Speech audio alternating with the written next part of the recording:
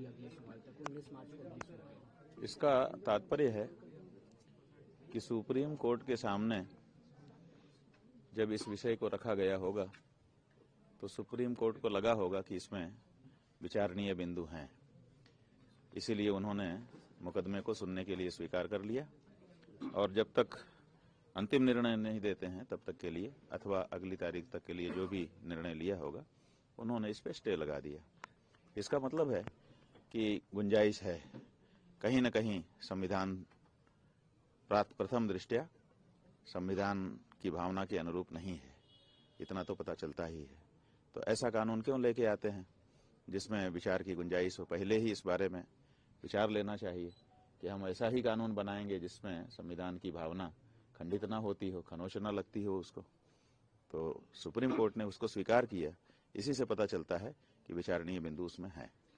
क्या बांटने को लेकर चल रहा है क्या? हाँ, यही मूल बात है। संविधान ने ये कहा कि देश में ऐसी कोई रेखा मत खींचो जिससे देशवासियों के बीच में किसी भी प्रकार का विभाजन दिखाई देता हो। और ये जो कानून है, इस कानून में यही बात है कि यहाँ एक जाति को दूसरी जाति के खिलाफ खड़ा करके लड़ने का कारण विद्यमान कर दिया गया है और इसीलिए निश्चित रूप से सुप्रीम कोर्ट को लगा होगा कि इस पर विचार करके तब आगे बढ़ना चाहिए।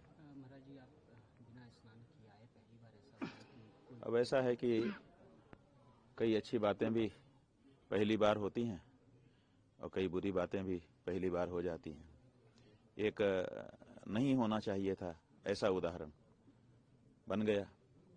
और क्यों बन गया? क्योंकि जो उत्तर प्रदेश की पुलिस है उसने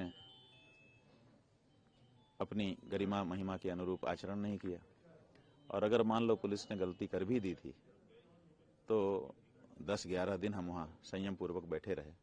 उत्तर प्रदेश शासन का कोई भी व्यक्ति तो आगे आता और आकर के जो गलती हो गई थी, जो अपराध हो गया था, जो भूल हो गई थी, उसको सुधारने के लिए प्रयत्न करता। लेकिन एक तो चोरी और ऊपर से सीना जोरी, जो कहावत है वो चरितार्थ हो गई। आप एक तो जो आपको नहीं करना चाहिए वो करते हैं। जो सन्यासी है, ब्रह्मचारी है या बटुक है, ये सब सनातन धर्म के प्रतीक हैं। इन्हीं को देख करके पता चलता है कि सनातन धर्म चला जा रहा है। इनके ऊपर डंडा मारने का मतलब है सनातन धर्म के ऊपर डंडा मारना। और आपकी पुलिस ये कर रही है और उसके वीडियो चारों तरफ फैल रहे हैं और उसके बाद भी आप उस बारे में कुछ अच्छा करना, उसको संभालना तो दूर, बल्कि जब आप बोलते हैं तो आपके मुंह से कालनेमी जैसे शब्द निकलते हैं। इससे पता चलता है कि आप अब उस श्रेणी में पहुंच गए हैं जहां आप ये समझते हैं कि आप जो कर रहे हैं साफ सही है, अब आपको कोई गलत नहीं कह सकता। तो ये जो स्थिति होती है ये अच्छी नहीं स्थिति होती है। बात यह है कि गौ हत्या ही तो इस समय हम लोगों का प्रमुख अभियान है।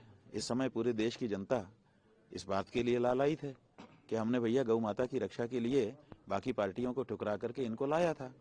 एक टर्म बीता, 2 टर्म बीता, तीसरा टर्म आ गया। तीसरे टर्म के समय में लोगों ने कहा कि हम तीसरा टर्म आपको नहीं देना चाहेंगे।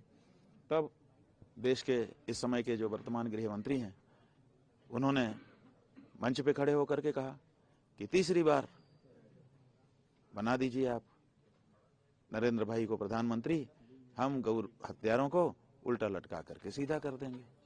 अब तीसरी बार भी बना दिया, बन तो गए, लेकिन वो गौ हत्यारों को उल्टा लटका करके सीधा करने वाला जो मामला था, जो वक्तव्य था, उसका क्या होगा?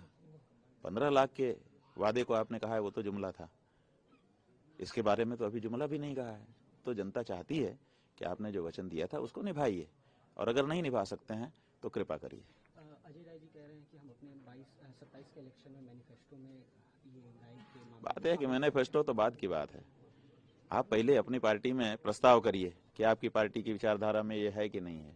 पहले पार्टी तो निर्णय करे बैठ करके कि हम ये गौ माता की हत्या को पूरे भारत में बैन करना चाहते हैं और साथ ही साथ गाय को पशु नहीं माता कह करके बुलाना चाहते हैं। इसलिए अगर हम सत्ता में आए तो ये करेंगे, पहले आप अपनी पार्टी में तो प्रस्ताव पारित करिए। उत्तर प्रदेश में केवल कर देंगे तो क्या होगा? हम तो पूरे देश में चाहते हैं ना। उत्तर प्रदेश में जो सत्ता में है उनसे जरूर हम कह सकते हैं कि भाई आप उत्तर प्रदेश में करिए। जो मध्य प्रदेश में सत्ता में है उनसे कह सकते हैं मध्य प्रदेश में करिए। जो किसी प्रदेश की सत्ता मात्र में है, कांग्रेस पार्टी तो पूरे देश की पार्टी है ना, राष्ट्रीय पार्टी है। तो राष्ट्रीय पार्टी में राष्ट्रीय बात होनी चाहिए और राष्ट्रीय प्रस्ताव पहले पार्टी के स्तर पर पास होना चाहिए, उसके बाद फिर हम लोग और आगे विचार करें। एक आखिरी सवाल, राष्ट्रीय पार्टी में प्रस्ताव ही नहीं है और हम कैसे आपको मौका दे देंगे?